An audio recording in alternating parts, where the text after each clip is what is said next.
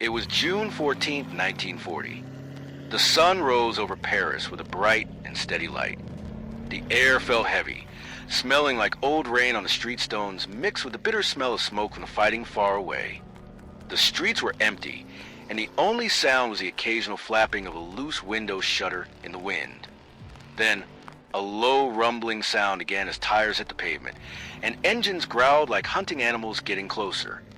Loudspeakers turned on, and a voice speaking German barked out orders for a curfew, cutting through the morning quiet like a sharp knife. This was the moment Paris, the heart of France, was lost. It did not happen with a loud battle, but in silence. The German army, called the Wehrmacht, marched in without anyone stopping them. Their boots and vehicles took over the wide streets where busy cafes used to be full of life. This day marked the end of a military journey that had shocked everyone, changed world maps, and started years of darkness across Europe. To understand why this day was so important, we must look back at the short time of peace before it. The world had been at war since September 1939, when German forces attacked Poland. This caused France and Britain to declare war against Germany. But for many months, nothing much happened. People called it the Phony War because it was a strange standoff.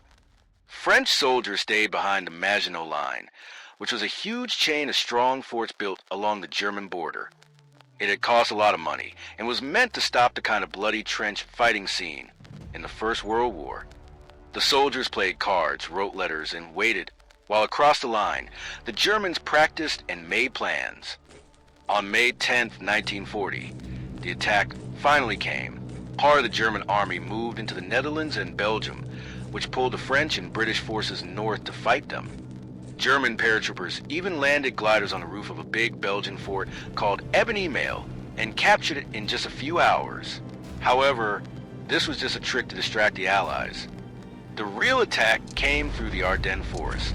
French leaders thought the forest was too thick and hilly for tanks to pass through, but they were wrong. German tank divisions, led by men like Heinz, Guderian, and Rommel, drove through the narrow forest roads in a massive line.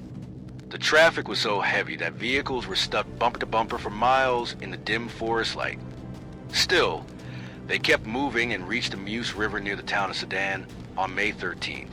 German planes called Stukas dived from the sky, making a terrifying screaming sound with their sirens and dropping bombs on the French soldiers. The French defenders, who were mostly older part-time soldiers, broke under the pressure. Panic spread as people heard rumors of German spies and thought they saw tanks everywhere.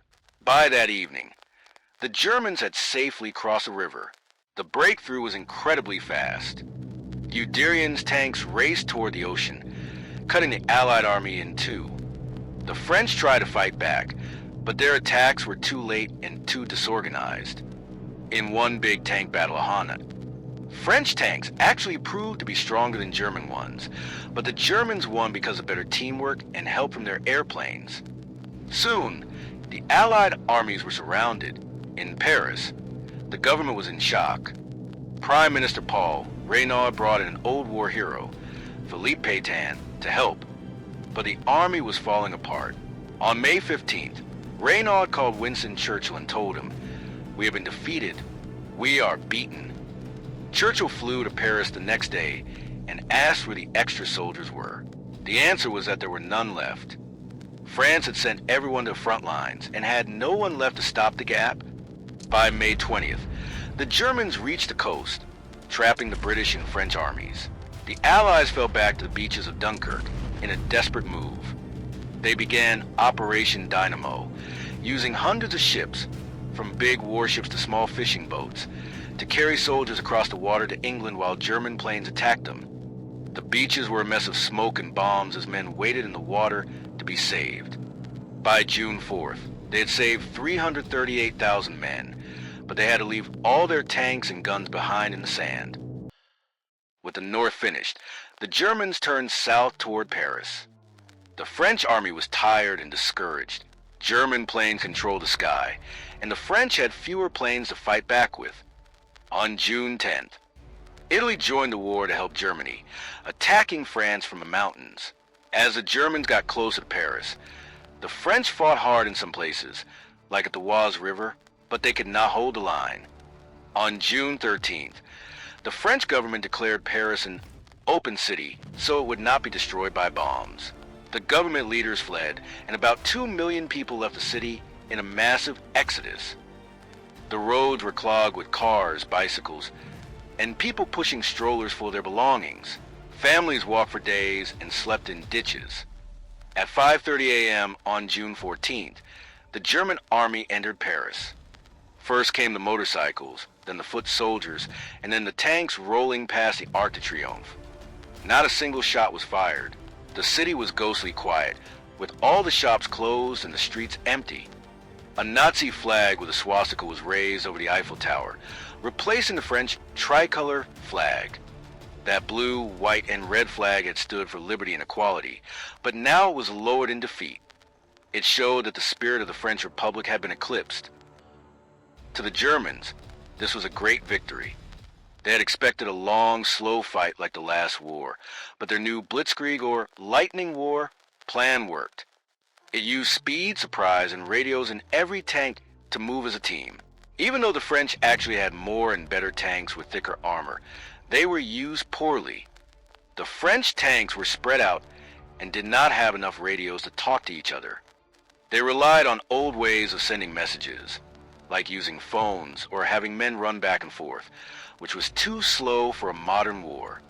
The human cost was everywhere. Think of Private Henri Dubois, a French soldier who had to run away during the attack at Sedan. He kept a wet letter from his wife in his pocket. The ink was blurred from the rain, but it was about their new baby boy. That letter became his lucky charm during the long retreat. On the German side, an officer like Guderian was happy with the win, but had been worried about being attacked while they were moving so fast. The Germans were amazed at their own luck. They finished in weeks what they thought would take months. As the Germans pushed further south, the French leader Pétain told the people on June 17th that they had to stop fighting.